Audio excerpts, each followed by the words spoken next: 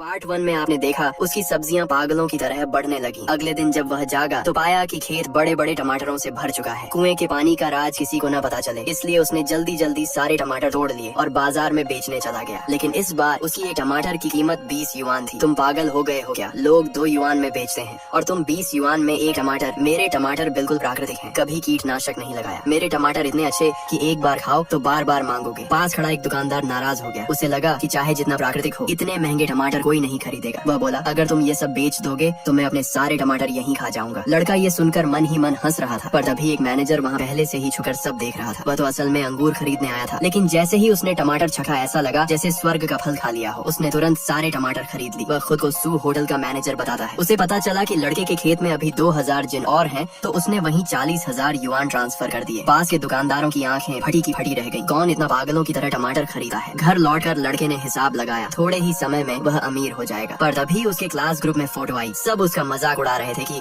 नौकरी नहीं मिली तो सब्जी बेच रहा है। वह मुस्कुराया, ये लोग बस ऑनलाइन मौजूदगी दिखाते हैं। उसने आज की कमाई का स्क्रीनशॉट भेज दिया। पूरा ग्रुप दंग रह गया। एक दिन में टमाटर बेचकर इतनी कमाई, जो लोग पहले उसे गरीब कहकर हंसे थे, अब सब खुशामद करने के लिए फोन करने लगे। लेकिन उसने ऐसे लोगों के कॉल काट दी और तभी फोन फिर बजा। मैंने कहा ना, मैं व्यस्त हूँ, किसका कॉल है ये? दूसरी तरफ उसके पुराने दोस्त स्कूल की हंसोड़ लड़की थी। लड़के को याद आया, स्कूल में जब बदमाश उसे तंग करते थे तो उसी ने उसकी मदद की थी। अब सालों बाद उसे पता चला कि लड़का सब्जी बेच रहा है, तो उसने तुरंत एक चैनल सुझाया, क्योंकि उसके चाचा एक होटल के मालिक थे। लड़के ने समझ लिया वह सच में मदद करना चाहती है, इसलिए उसने सोचा कि पुराना एहसान चुका दे। दोनों ने 2 दिन बाद मिलने का समय तय किया। कुएं के पानी का राज छुपाने के लिए इस बार उसने खीरे लगाने का फैसला किया। अगले दिन वह उन्हें बेचने बाजार आया। हंसोड़ लड़की भी समय पर पहुंच गई। उसने खीरों को देखा, बहुत बढ़िया, लेकिन जब कीमत सुनी 50 युआन प्रति खीरा, वह दंग रह गई। सब्सक्राइब कर लो, पार्ट 3 जल्द आएगा।